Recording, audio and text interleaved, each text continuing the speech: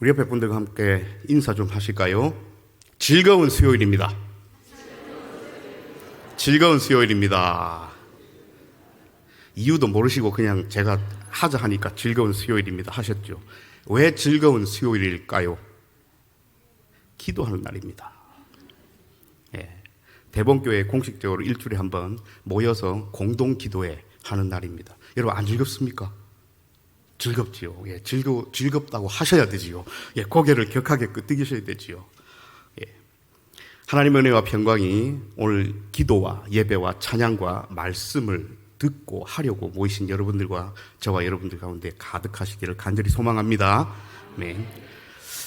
지난 주일 오후 예배 때 우리 권 목사님이 설교를 이렇게 하면서 제가 다 들었는데 유독 요것만 생각이 났어요. 그런데 확실히 생각이 안 나가지고 뭐 집에 가서 아내랑 눈을 맞추고 대화를 이렇게 하라 했는지 하지 마라 했는지 제가 기억이 잘 안 나가지고 집에 가서 이렇게 눈을 좀 마주치고 있었어요. 서서는 안 됩니다. 눈높이가 안 맞아가지고 식탁에 앉아서 눈을 무슨 뜻인지 모르시는 분은 옆에 분들에게 묻지 마시고 넘어가시면 됩니다. 그래서 앉아서 이렇게 눈을 마주치고 있었습니다. 기본적으로 제 안에는 저를 향한 측은지심이 좀 있는 것 같아요. 일단 자기보다 좀 작지요. 뭐 크게 잘난 것 없지요. 마치 이런 생각이 좀 교만까지는 아닌데 네가 내 없으면 이런 생각이 좀 있는가 봐요. 또 집에 가면 또 혼날 멘트인데 그래서 조금 측은지심이 있어요. 아유 내 남편 안 됐다. 그래서 저한테 되게 잘해줍니다. 근데 이상하게 교회에서 성도님들을 이렇게 만나면 사모님 얘기를 하면서 목사님 사모님한테 잘해야 됩니다.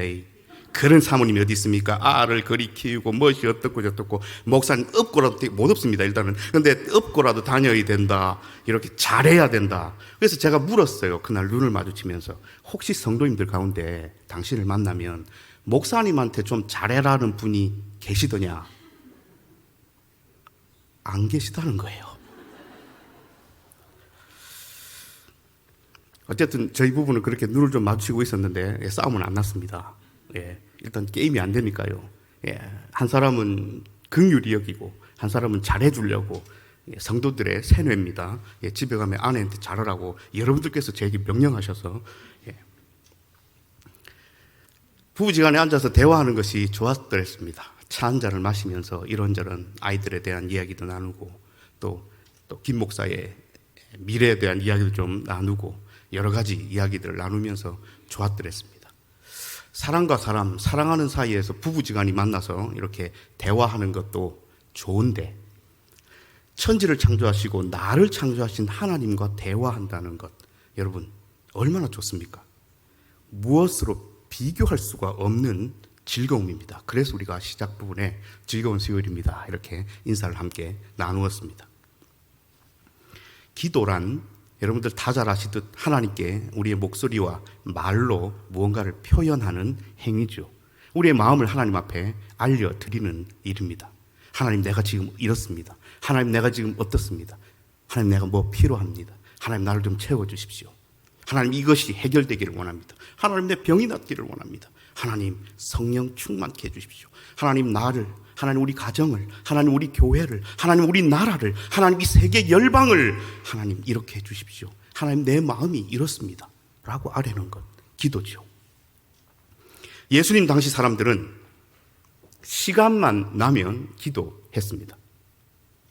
그래서 시간과 장소를 따지지 않고 길을 가다가 시장을 가다가 하여튼 이렇게 기도를 해야 되겠다 마음이 동하면 그냥 그 자리에서 기도를 했다 합니다. 그런데 기도하는 중간에 다른 이로부터 방해를 받으면 안 되잖아요. 그래서 이 사람들이 소리를 크게 질러서 나 지금 기도하니까 아무도 나 건들지 마 라는 것을 표를 냈다 합니다. 그래서 누가 보더라도 어떤 사람이 시장 어귀에 서서 두 손을 들고 여호와 아버지 하나님 하면서 기도하면 큰 목소리로 저 사람 기도하는구나, 옆에 가서 이렇게 찝쩍거리면 안 되는구나, 그렇게 여겼다는 거죠. 여러분 이렇게 기도하는 것이 잘못된 겁니까? 아니죠. 때를 따라 언제 어디서든 하나님 앞에 기도한다는 좋은 신앙의 습관들은 좋은 겁니다. 그런데 오늘 예수님은 그런 경건하고 좋은 습관에도 불구하고 나약한 인간이기에, 교만한 인간이기에, 죄에 잘 넘어가는 유혹받을 수 있는 인간이기에 그 소리내어서 기도하는, 시와 때를 가지지 않고 기도하는 그 상황에서 인간 저 깊은 곳에서 스물스물 올라오는, 내가 이렇게 기도하면 남이 알아주겠지, 내가 이렇게 소리내서 기도하면 나를 경건한 사람으로 인정해 주겠지, 심지어는 자기가 조금 종교적으로 어떤 위치에 있다면, 내 정도 위치에 되면 이렇게 기도하는 것은 당연하니 내가 이렇게 시장의기에 서서 크게 기도하면 사람들이 나를 존경하겠지, 나를 종교 지도자로 인정하고 더 우러러 보겠지 라는 생각이 스물스물 올라오죠. 그래서 예수님은 오늘 기도를 이야기하시면서 은밀한 중에 라는 말씀을 하십니다. 은밀한 중에 계신 하나님께 은밀한 중에 기도하라. 네 골방에 들어가 기도하라. 이렇게 하십니다. 남을 의식해서가 아니라, 이 말씀은요, 남을 의식해서 하는 기도가 아니라 진정한 마음으로 하나님께 드리는 기도만이 그분의 상을 받기에 합당한 기도라는 말씀이지요. 예수님에 의하면 기도함에 있어서 시간과 장소는 중요하지 않지요. 기도하는 사람이 세상을 다스리시는, 눈에는 보이지 않는 그 하나님 앞에 서는 것, 그 마음, 그 자세가 중요하다 말씀하십니다. 이를 위해서 예수님은 골방에 들어가 문을 닫고 기도하라고 하십니다. 여러분, 여기서 골방이라고 표현하신 것은 남에게 보일 목적으로 기도하는 것이 아니라 몰래 정말 내 마음 우러나는 그대로 하나님과 독대하여 기도하는 그 기도 시간을 가지라는 의미지요. 그래서 선택하신 단어가 골방입니다. 그렇기 때문에 여러분, 만일 어떤 사람이 골방을 지어가지고 자기 집에, 나는 이 골방에 성경대로 들어가서 기도한다 랍시고 온 사람들에게 나는 골방에 들어가 집에다 골방을 만들어서 기도하는 것을 막 자랑하고 다니죠. 그 골방은 빨리 문을 걸어 잠그는 것이 좋습니다. 이미 드러냈잖아요. 그러니까 골방이 중요한 것이 아니라 다른 이에게 내 기도하고 경건한 삶을 살아간다는 것을 자랑할 목적으로 무언가를 한다면 예수님은 아니라는 거예요. 이해하셨죠, 다? 그래서 예수님은 이렇게 기도하라 라는 말씀을 주시면서, 여기도 또 우리가 조심해야 돼요. 이렇게 기도하라 하셨다고 주기도문에 적혀있는 마태복음 6장, 누가복음 11장에 있는 그 문구 그대로를 외워서 주문처럼 하라는 말씀이 아니죠. 이런 방법, 이런 방식으로 기도하라는 거예요. 그래서 우리는 이 예수님께서 가르쳐 주신 주 기도문을 잘 해석하고 분석하고 왜 예수님께서 이 기도문을 제자들에게 알려주셨는지를 알고 있어야만 우리가 그 예수님께서 명령하신 바대로 그 방식대로 기도할 수 있게 되면 자명한 거죠. 그래서 이 주기도문이 또 하나의 중언부언의 수단, 주문, 아브라카다브라 이런 거 있잖아요. 예전에 제가 신앙생활 어렸을 때 하다 보면 막 뭐가 힘들고 이렇게 하면 사도신경을 100번을 외워라, 그럼 병이 낫는다, 이런 분도 있었고요. 여러분 그런 경험 없으셨습니까? 사도신경이건 주기도문이건 주문이 아닙니다. 어떤 의미인지, 우리가 무엇을 하나님 앞에 어떤 마음과 자세로 나아가서 기도하는 것인지를 알으라고 우리에게 알려주신 가장 소중한 본이 되는 예수님께서 제자들에게 직접 알려주신 기도문입니다. 얼마나 귀하고 소중합니까? 근데 실제로 이 주기도문을 주문처럼 우리 교회 역사 속에서 많이 사용했지요. 그래서 이제 조금 분석해 들어가면서 함께 나눌 거지만, 여러분 그 주기도문 안에 들어있는 조금 어려운 말로 종말론적, 하나님 나라가 이 땅에 임하시고 하나님의 통치하심이 임하신다는 그 놀랍고도 그 소중한 그 알짜배기의 내용과 의미를 내려둔 채 그저 그 문자적인 의미, 주문으로만 이 주기도문을 사용해가지고 세월이 점점 지나니까 구원론적이고 종말론적인 주기도문의 의미가 퇴색되는 결과를 지금 우리는 맛보고 있습니다. 그래서 오늘 우리는 다시 한번 예수님께서 우리에게 알려주시고 전해주신 기도문을 짧지만 다시 한번 기억하고 새겨보아야 할 필요가 있습니다. 여러분, 먼저 주기도문은 공동기도문입니다. 오늘 우리가 설교 후에, 말씀 나눈 후에 공동 기도 제목을 가지고 함께 기도할 겁니다. 공동 기도문은 공동체의 마음, 그리고 보편적으로 우리에게 알려주신 예수 그리스도의, 아까 말씀드렸지만 하나님 나라에 대한 복음, 하나님의 통치하심에 대한 도래, 하나님께서 우리 인간들에게 약속하신 그 약속의 성취 등등이 함축되어 있기에 공동 기도문으로서는 최고의 기도문이죠. 누가복음 11장에는 조금 축약되고 짧은 몇 가지가 빠진 형태로 나와 있지만 오늘 마태복음은 좀 더 세련되고 구체적으로 7가지의 간구 혹은 탄원의 형식으로 주기도문이 구성되어 있습니다. 첫 번째로요, 부름입니다. 하늘에 계신 우리 아버지여, 이렇게 기도를 시작할 때 부릅니다. 여러분, 이것은 참 중요합니다.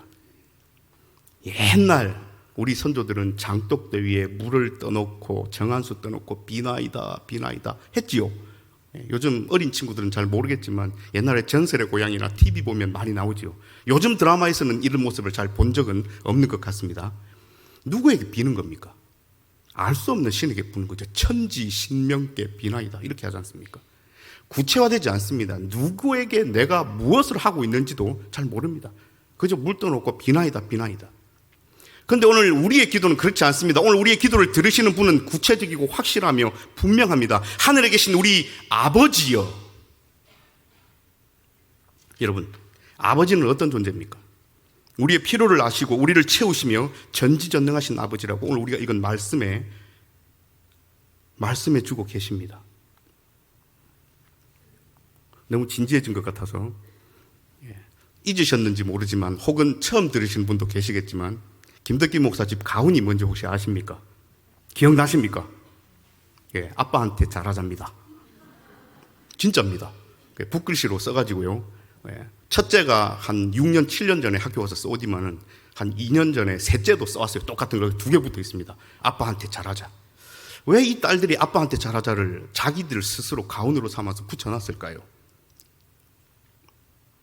뭐 크게 자기들에게 막 해주거나 이렇게 해줄 능력은 안 되지만 어쨌든 사남매 입장에서 아빠와 엄마를 이렇게 바라보면 아빠와 엄마의 존재가 자기들의 물질적인 필요이든 아니면 영적인 필요이든 사랑의 필요이든 채워줄 줄로 확실하고 또 경험해 왔기에 아빠 엄마 없으면 안 되잖아요. 그러니까 아빠한테 잘하자는 거예요. 그럼 또 엄마는 왜 없나? 아빠한테 묻어가는 거예요, 엄마는. 그래서 아빠한테 잘하자가 저희 집 가훈입니다. 일개 목사의 집도 이러한데 여러분, 우리는 어떻습니까? 우리에게는 천지를 창조하시고 나를 지어주시고 나를 지금 존재하게 하시고 내 필요를 아시고 나를 사랑하시며 죽기까지 사랑하시는 아버지가 버티고 계셔요. 그 아버지께서 구하기 전에 너희에게 있어야 할 것을 하나님 너희 아버지께서 아신다고 오늘 6장 8절에 말씀하십니다. 그 아버지가 누구 아버지예요? 우리 아버지예요. 그래서 우리는 기도 시작할 때 이렇게 외칩니다. 하늘에 계신 우리 아버지요. 얼마나 큰 특권입니까? 얼마나 큰 특권입니까? 그래서 여러분, 천지를 창조하신 하나님 아버지 앞에 예배이든 찬양이든 우리의 삶이든 기도이든 나아가 서는 것이야말로 그것이 여러분 곧 기도이며 기도의 시작이고 기도 그 자체입니다. 우리는 우리 아버지의 품 안으로 들어가야 합니다. 이렇게 부른 다음 이제 첫 번째 간구로 나아갑니다. 하나님의 이름이 거룩하게 여겨지고 구별되기를 원하는 기도입니다. 하늘에 계신 우리 아버지여, 이름이 거룩히 여김을 받으시오며. 예수님의 이름이 땅에 떨어지는 시대에 살아갑니다. 구원자의 그 십자가와 죽음과 부활의 가치가 별것 아니라고 폄하되는 세상을 우리는 지금 살아가고 있습니다. 그 구원자의 구속이 가치 없다고 판단해버리는 세상을 향해 우리는 무엇을 할 수 있습니까? 과연 저와 여러분은 아버지의 이름이 거룩히 여김을 받으시오며라는 간구와 탄원에 적합한 신앙의 삶을 살아가고 있습니까? 적어도 내 삶 가운데서 성삼위 하나님의 이름이 구별되고 소중히 여겨지며 그 소중한 것을 세상을 향해 선포하는 삶을 우리는 살아갑니까? 다른 이들이 그리고 세상이 예수님의 이름을 폄하하고 욕되게 하는 일에 그런 일들을 겪거나 들으면 우리 어떻게 하죠? 우리의 마음이 상하고 화냅니다. 그렇게 하기는 쉽습니다. 그러나 정작 나의 삶, 나의 가치관, 나의 말 속에서 예수 그리스도가 거룩하게 여겨지고 있는지요? 우리는 다시 한번 우리의 삶을, 우리의 말을, 우리의 기도를, 우리의 가치관을, 우리의 생각을 점검해 보아야 합니다. 그리고 나서 두 번째 간구는 하나님의 나라가 임하시오며 라고 두 번째 간구와 탄원을 드립니다. 여러분, 이 나라는 어떤 나라죠? 예수님께서 선포하신 그 나라. 회개하라. 하나님의 나라가 가까이 왔다. 누가 이렇게 외쳤죠? 예수님이 외쳤습니다. 회개하라. 천국이 가까이 왔다. 이게 예수님께서 복음을 전하신 화두였습니다. 이 하나님의 나라, 예수님께서 이 땅에서 선포하신 하나님의 나라, 그 나라, 하나님께서 약속하신 통치가 메시아이신 예수를 통하여 시작되었음을 분명히 선언하고 선포하고 있는 이 기도, 나라가 임하시오. 그러므로 제자들뿐 아니라 지금 우리 역시 예수님을 통하여 시작하신 하나님의 약속의 성취가 온전히 지금 이 땅에 이루어지기를 역시 기도하고 기원해야 합니다. 좀 어려운 말로요, 실현된 종말론과 아직 오지 않은 종말론 사이의 긴장과 역동적인 관계를 우리는 하나님의 나라를 누리는 동시에 하나님의 나라의 도래를 간구하는 것으로 표현해야 됩니다. 좀 어려웠죠? 다시 풀어드릴게요. 하나님의 나라는 이미 예수님께서 성육신 하심으로 시작되었습니다. 이것이 실현된 종말론입니다. 2000년 전에 시작되었습니다. 하나님의 역사가, 하나님의 약속의 실현이, 하나님의 통치가, 하나님의 나라가 이 땅 한가운데 뚫고 들어오셨습니다. 그런데 그 예수님께서 파루시아 하실 때에, 다시 오실 때에, 심판주로 오실 때에 그 하나님께서 약속하신 하나님의 나라는 완성될 겁니다. 우리는 그 날을 고대하고 기다리고 있습니다. 이 사이에서 우리는 어떤 삶을 살아야 할까요? 오늘 이렇게 기도해야 된다고요? 하나님의 나라가 임하시옵소서. 우리 이렇게 기도해야 합니다. 이 기도를 빼먹거나 간과하면 안 됩니다. 다시 볼까요? 어떻게 기도했다고요? 하늘에 계신 우리 아버지여, 부른 다음 이름이 거룩히 여김을 받으시옵고. 내 삶을 통하여 하나님의 이름은 구별되어야 됩니다. 거룩하고 소중해야 됩니다. 그 다음 하나님의 나라가 임하여야 됩니다. 이것까지 했습니다.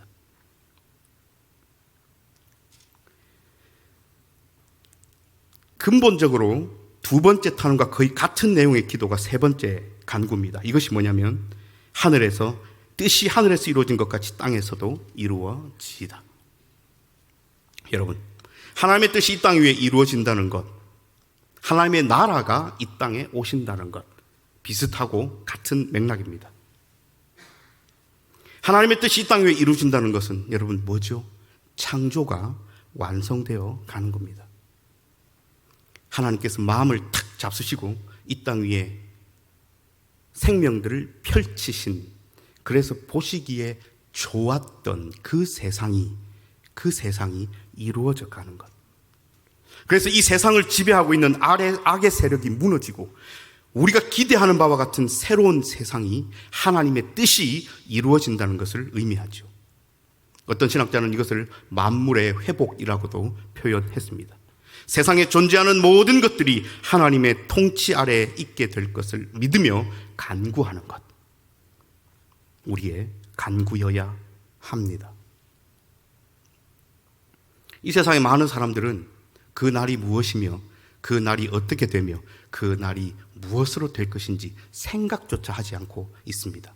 이런 세상을 향하여 하나님의 이름이 거룩히 여김을 받고 하나님 나라가 임하시며 하나님의 뜻이 이루어지옵소서. 여러분, 이런 기도를 할 수 있는 그리스도인들, 여러분, 그런 사람들 하나님 찾고 계십니다. 네 번째 간구로는 일용할 양식입니다. 여러분, 이러한 일용할 양식을 주십시오. 여러분, 그렇게 기도하십니까? 일용할 양식. 무엇이 일용할 양식입니까? 주기도문의 내용이 갑자기 개인적인 것으로 전환될 수 없습니다. 하나님의 이름이 거룩히 여김을 받고 나라가 임하시고 하나님의 뜻이 이 땅 가운데 임하신다는 것은 우주적이고 종말론적이며 보편적인 이야기입니다. 그런데 갑자기 일용할 양식을 달라고요? 갑자기 내 개인의 기도로 확 이렇게 줄어든다고요? 그럴 수 없습니다. 여러분, 여기서 말하는 일용할 양식, 물론 지금 당장 우리의 먹을 것도 포함되지만 이것만을 이야기하는 것은 아니겠죠. 우리가 미래에 누리게 될 우주적이고 종말론적인 창조의 근원적인 양식까지도 이 일용할 양식 속에 포함됩니다. 여러분, 구원에 있어서 우리가 지금 그리고 내일 필요한 모든 것을 말합니다. 여러분, 오늘 우리가 구원받는데 무엇이 필요합니까? 우리가 내일 구원받는데 무엇이 필요합니까? 우리가 예수 그리스도를 만나도록 살아가는 데 있어서 우리에게 무엇이 필요합니까? 단순히 입으로 들어가는 물질적인 양식만을 이야기하는 것이 아니지요. 그래서 다시 한번 생각해 보아야 합니다. 여러분, 오늘 우리는 무엇을 먹고 살기를 바라십니까? 우리는 무엇을 먹고 살아야 할까요? 좀 더 나아가면요, 우리에게 오늘 필요한 것이, 그래서 지금 당장 없으면 안 돼서 하나님 앞에 그렇게 부르짖고 간구해서 주십시오, 주십시오, 주십시오 하는 어떤 기도의 제목들이 과연 내일도 필요한 것일까요? 10년 뒤에도 나에게 그것이 필요한 것일까요? 진지하게 생각해 보십시오. 그러므로 오늘 예수님께서 알려주신 일용할 양식에 대한 이야기는 궁극적인 이야기입니다. 오늘도 필요하고 내일도 필요하며 예수 그리스도를 만나는 그날까지 우리가 이 땅을 살아가는 데 있어서는 없어서는 안 될 그 일용할 양식, 그것이 무엇인지 여러분 고민하고 생각해서 하나님 앞에 기도와 간구를 드려야 합니다. 다섯 번째 간구는요, 죄 지은 자를 사하여 준 것 같이. 여러분, 일용할 양식, 궁극적인 양식을 누가 채워주시겠습니까? 하나님 채워주시죠. 아버지께서 채워주시죠. 그런 하나님께서 우리에게 서로를 용서하고 나아오라는 말씀을 주십니다. 내가 너희에게 필요한 것, 궁극적으로 필요한 것, 너희를 구원하는 것, 너희를 천국으로 이끄는 것, 그리고 이 땅 가운데서 하늘 소망을 품고 하나님의 통치 아래서 하나님 나라 안에서 하나님의 이름을 거룩하게 여기며 살아갈 수 있도록 일용할 영적인 양식, 육적인 양식으로 채울 건데, 너희가 내 앞에 나아올 때 죄 지은 자를 용서하고 나아오렴이라고 말씀하십니다. 우리 각자가 베풀고 나눠주며 용서할 수 있는 것은 한계가 있지요. 우리는 나약한 인간이고 죄인이기에요. 그런데 하나님은 그 한계 안에서만큼이라도 최선을 다하고 애써서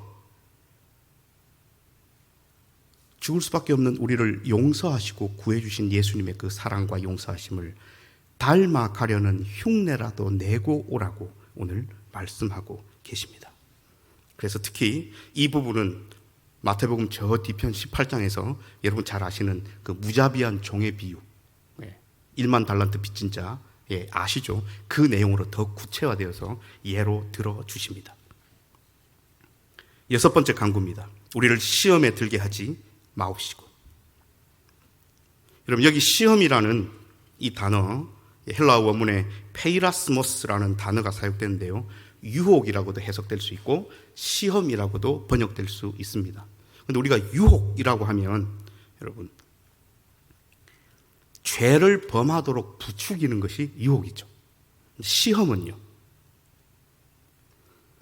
이 당시를 예를 들면 배교를 초래할 수 있을 만큼의 혹독한 시련을 이야기합니다. 너무 이게 힘들고 어려워서 난 예수를 안 믿습니다. 우리가 배교 이러니까 억지로 거창하고 힘들어 보이죠? 우리 베드로 선생님이 그렇게 배교를 하셨어요. 나는 저 사람을 모른다. 그것도 3번이나. 시련이 닥치면 나도 모르게 막 그렇게. 왜요? 우린 나약하기 때문에. 그래서 이렇게 기도하는 겁니다. 우리를 시험에 들게 하지 마시옵고.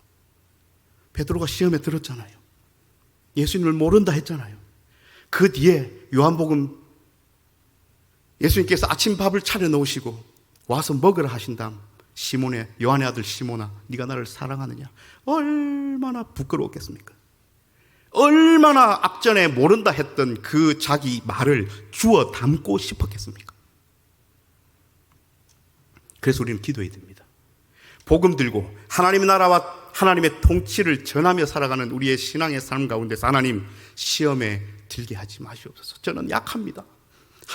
하나님을 부정하고 하나님을 거부할 만큼의 어렵고 힘든, 그게 육체적 고난이든 정신적 고난이든 가치관의 혼돈이든 뭐든 간에 내게 오면 제가 시험에 이기겠습니까? 하나님 시험에 들게 하지 마십시오 라고 기도해야 된다는 거죠. 물론 개개인의 믿음의 분량에 따라 오는 시험은 상대적일 수 있습니다. 어떤 분에게는 아주 센 시험이 와도 눈도 깜짝 안 하고 넘길 수 있지만 초신자들에게는 별것 아닌 것들이 걸림돌이 될 수도 있습니다. 그래서 함부로 서로를 향하여 이렇게 하실 수 없다는 겁니다. 그저 하나님 앞에 하나님, 내가 나름대로 애쓰면서 아버지 앞에 복음 증거자로 전도자로 하나님 나라를, 하나님의 통치를 전하며 살아가는 이 삶에서 시험에 들지 않도록, 그래서 더 하나님의 복음 들고 살아갈 수 있도록 인도하여 주옵소서 기도해야 된다는 거죠. 그리고 마지막으로 다만 악에서 구하옵소서. 여러분, 혹독한 시험을 들지 않게 해달라고 기도했음에도 불구하고 또 어떤 이에게는 시험이 찾아옵니다. 이러한 시련이 닥치면 우리는 어떻게 해야 되죠? 베드로처럼 넘어가 버리면 됩니까? 아니죠. 하나님, 시험이 왔습니다. 견디기 힘듭니다. 너무 어렵고 못 견디겠습니다. 힘듭니다. 그런데 이 시험이 나로 하여금 죄로 연결되도록 내버려 두지는 마시옵소서. 하나님, 악에서 구하옵소서 라고 아버지 앞에 끝으로 기도해야 합니다. 여러분, 6번째와 7번째를 함께 풀이하면 이렇습니다. 아버지, 저희가 견딜 수 없을 정도로 혹독한 믿음의 시련을 겪지 말게 하옵시고, 만약에 그러한 시련이 우리의 삶에 닥쳐온다면 악한 자와 그들의 흉계에서 저희를 구해 주옵소서 라고 기도해야 합니다. 여러분, 이것이 예수님께서 우리에게 알려주시고 전해주신 기도문 모범입니다. 사랑하는 여러분, 그리스도 예수 안에서 하나님의 은혜를 맛본 사람들의 기도는 간결하고 솔직합니다. 예수님의 진정한 제자라면 기도를 통해서 하나님의 마음을 조정하려고 하지 않습니다. 하나님 앞에 내 뜻을 강요하지 않습니다. 여러분, 하나님은 자판기가 아닙니다. 내가 100만 원어치 자판기에 돈을 넣으면 100만 원어치 물건이 나와야 합니까? 만약에 안 나오면 어떻게 하면, 제가 100만 원 자판기를 예를 들면서 너무 센 돈을 불렀습니다. 자판기에 1,000원을 넣었는데 1,000원짜리 콜라가 안 나오면 어떻게 합니까? 일단 사람이 아무도 없는가를 확인한 다음 발로 한번 차보죠. 이 기계가 고장이 났나? 1,000원 넣었는데 1,000원짜리 콜라가 안 나오는 자판기는 한 대 맞아야 됩니다. 왜냐하면 자기의 소임을 다하지 않는 거기 때문에. 그런데 여러분, 하나님 자판기입니까? 내가 이만큼 애쓰고 하나님 앞에 노력하고 이만큼 드렸다 해서 그 하나님이 우리한테 뭘 빚지셨어요? 그럴 수 없습니다. 하나님께 자신의 욕구나 자기에게 필요한 것을 알리려고 하지 않습니다. 누가요? 그리스도 안에서 하나님의 은혜를 맛본 사람들의 기도는 이렇지 않습니다. 그리스도 안에서 하나님의 은혜를 맛본 사람들의 기도는 마술적인 주문이나 중언부언이 아닙니다. 그럼에도 중언부언이 아님에도 불구하고 사도 바울 선생님을 통하여 하나님 이렇게 말씀하시죠. 쉬지 말고 기도하라고요. 예수님께서 우리에게 가르쳐주신 기도는 세속적인 문제들이 아니라 하나님의 구원 계획이라는 훨씬 더 원대한 문제에 초점이 맞춰져 있습니다. 그래서 제자들은 자신들의 삶, 자신들이 닥친 시험, 자신들이 앞에 닥칠 그 고난, 그 고통, 이런 것들보다는 예수님을 통하여 자신들에게 알려주시고 가르쳐주신 하나님의 그 종말론적인 계획이 실현되기를 이 주기도문을 통하여 끊임없이 쉬지 않고 기도했어야 합니다. 우리도 마찬가지입니다. 여러분, 그렇다면 우리는 어떻게 그리고 무엇을 기도해야 하겠습니까? 관건은 이렇습니다. 우리의 관심이 어디에 가 있는지, 우리의 삶의 방향은 어디로 가고 있는지입니다. 여러분, 우리의 병이 낫기를 간구하고 기도하면서 우리는 하나님께서 베푸실 구원의 회복을 생각해야 됩니다. 단순히 그 병에 집중하는 것이 아닙니다. 상처를 주고받는 인간과의 관계 속에서도 그것이 치유되기를 하나님 앞에 기도하지요. 그것을 기도하면서 단순히 개인 대 개인과의 관계 회복에 대한 치유가 아니라 만물을 회복시킬 하나님의 손길을 우리는 기대해야 합니다. 학업과 직장과 가정과 진로와 결혼과 자녀 교육을 위해 구체적으로 기도하면서도 동시에 우리는 이 모든 간구의 궁극적인 목적이 하나님 나라의 회복과 도래임을 꼭 기억하고 있어야 합니다. 이것이 우리의 기도의 방향이어야 합니다. 오늘 우리는 마음의 문을 열고 하늘을 바라보는 기도로 우리의 기도를 시작하려 합니다. 그리고 세계와 열방을 위한 기도, 나라와 민족을 위한 기도, 교회와 공동체를 위한 기도, 가정과 자신을 위한 기도로 오늘 나아가려 합니다. 여러분, 이 기도의 끝은 무엇이어야 됩니까? 내 개인의 목적요? 아닙니다. 하나님 나라여야 합니다. 이 기도의 목적은 하나님의 뜻이 이 땅 위에 이루어지는 것이어야 합니다. 그러므로 오늘의 제목처럼 우리가 기도함으로 나아가는 것은 그리스도의 품으로 나아가는 일입니다. 그 아버지의 품으로 나아가는 일입니다.